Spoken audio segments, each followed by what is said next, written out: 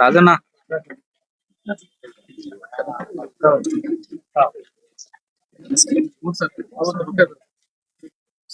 ఏమి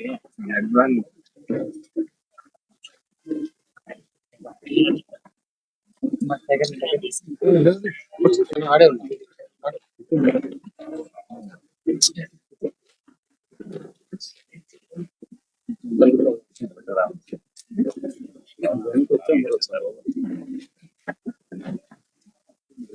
ఏదైతే మన పులివెందుల కాన్స్టిట్యుయెన్సీ లింగాల మండలం లోపటనూత గ్రామం ఉందో అక్కడ 25/6/2026 సంవత్సరం సాయంత్రం 5 గంటలకు బాధాకరమైనటువంటి ఒక ఇన్సిడెంట్, ఒక అభం శుభం తెలియనటువంటి చిన్నారి దారుణంగా మర్డర్ కావడం చాలా బాధ వేసింది. వివరాల్లో వెళ్తే ఆ గ్రామానికి సంబంధించినటువంటి స్వాతి అనేటువంటి ఆ అమ్మాయి, సృజనశ్రీ అనే అమ్మాయి, శశికళ, వీళ్ళు ముగ్గురు బెస్ట్ ఫ్రెండ్స్, ఒకే ఏజ్ గ్రూప్ ఉన్నటువంటి వారు. వీళ్ళ ఫ్రెండ్షిప్ దగ్గర దగ్గర 7 years జరిగింది ఆ గ్రామంలో. వీరు ఎక్కడైనా పులివెందులకు రావాలన్నా, ఏదైనా వేరే ప్రాంతాల్లో పోవాలన్నా కూడా ముగ్గురు కలిసే వెళ్ళేవారు. అదే రకంగా ముగ్గురు కూడా ఒకే డ్రెస్సు ధరించే వాళ్ళు వీళ్ళకి సంబంధించిన వాళ్ళు. వీరికి ముగ్గురు మధ్య గత సంవత్సరం ఆగస్టు నెలలో కొన్ని ప్రాబ్లమ్స్ రావడము, ముఖ్యంగా ఏమంటే ఈ స్వాతి వారి పిల్లలు, అదే రకంగా సృజనశ్రీ వాళ్ళ పిల్లలు కొట్లాడుకునేటువంటి క్రమంలో పిల్లలు కొట్టుకోవడం జరిగితే ఈ పెద్దలకు కూడా గలాట పడడం జరుగుతుంది.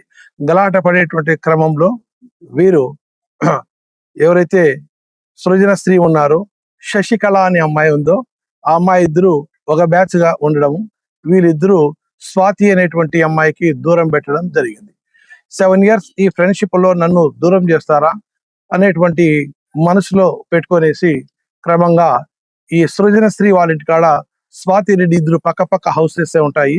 ఆ పక్క హౌసెస్ లో సంబంధించినటువంటివి ఏం జరిగినా కూడా కొన్ని కొట్లాడుకోవడం, తిట్టుకోవడం అన్ని జరుగుతూ ఉంటుంది. ఈ పోయిన ఈ ఇయర్ జనవరి లాస్ట్ లో వాళ్ళ గలాట్లు జరిగినాయి. ఆ గలాట క్రమంలో గ్రామస్తులు కూడా కొంతమంది, మీరు అరుచుకోవద్దండి, మీరు ఫ్రెండ్స్ గా ఉన్నారు కదా అట్లంతా అని చెప్పి దండించడం జరిగింది.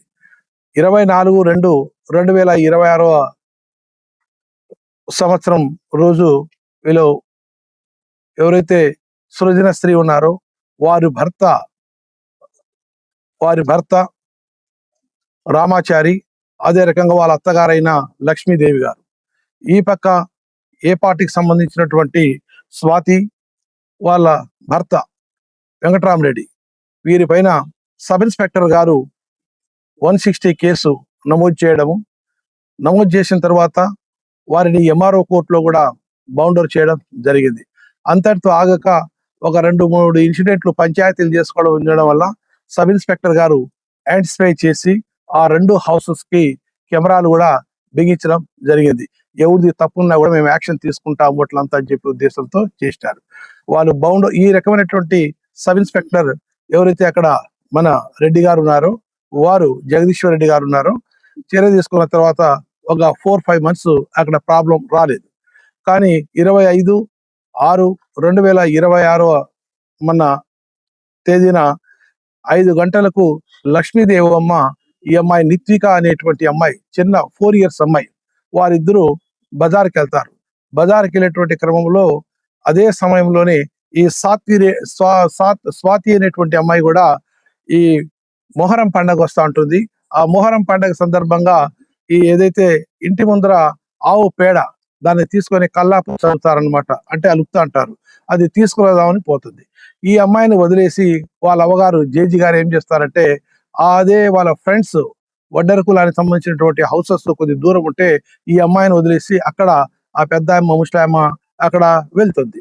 వెళ్ళే క్రమంలో ఈ అమ్మాయి కూడా దగ్గరలోనే ఉంటుంది కాబట్టి వీళ్ళు ఈ అమ్మాయిని కూడా ఈ సాత్వి రెడ్డి దగ్గర చాలా బాగా పోతుంది, ఎందుకంటే ఫ్రెండ్స్ వాళ్ళమ్మ వాళ్ళు కాబట్టి.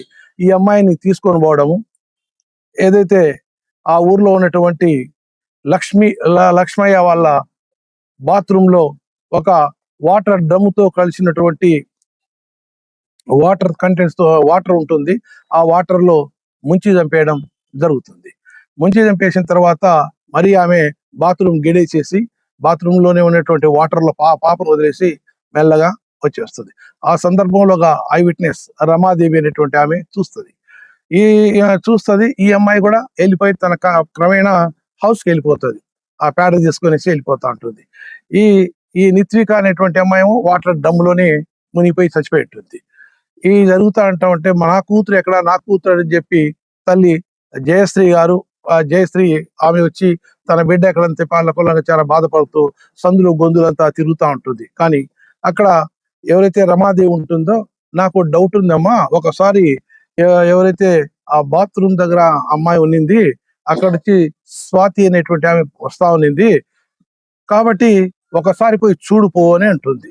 అమ్మాయి చూస్తే అక్కడ నీళ్ళ వాటర్ లో ఆ పాప పడిపోయి చనిపోయి ఉంటుంది అనమాట. అంటే ఈ అమ్మాయి ముంచడం వల్లే అక్కడ చనిపోతుంది. సబ్ ఇన్స్పెక్టర్ జగదీశ్వర్ రెడ్డి గారు ఐడెంటిఫై చేసి 2 కెమెరాలు అమర్పించడం జరిగింది. కాకపోతే ఇది సృజనశ్రీ వాళ్ళ ఇల్లు రిపేర్ చేసుకుంటాను కాబట్టి వాళ్ళు ఆన్ చేయలేదు సీసీటీవీ.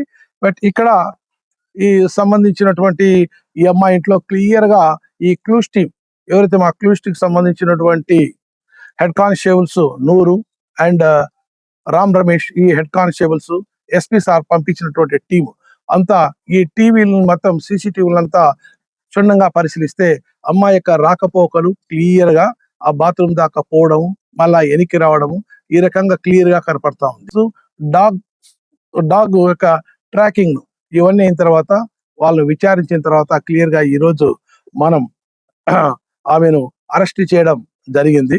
అరెస్ట్ చేసేటువంటి క్రమంలో మనము మీ ముందర హాజరుపరిచాము. ఇన్వెస్టిగేషన్ కూడా పక్కా ఏదైతే ఇందాక మీకు ఎక్స్ప్లెయిన్ చేశానో ఆ ఎక్స్ప్లెయిన్ సంబంధించినటువంటిది క్లియర్ గా పొందుపరిచాము.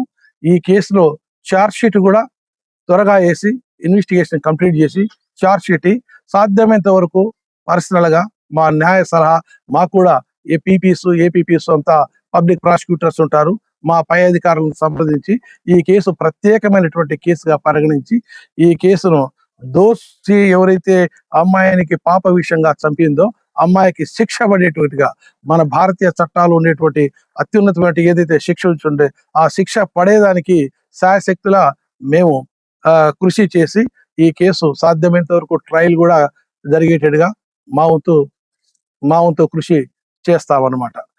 విఆర్ఓ దగ్గర వెళ్ళి ఈ విధంగా జరిగింది అన్నట్టు చెప్పి పోలీసులు మమ్మల్ని అరెస్ట్ చేస్తారు, కొడతారనే భయంతో విఆర్ఓ నుంచి మా దగ్గరకు వచ్చి లొంగిపోతుంది. ఎన్ని గంటలకు వచ్చింది? 11 గంటలకి నైటా పగలు. ఈ కేసులో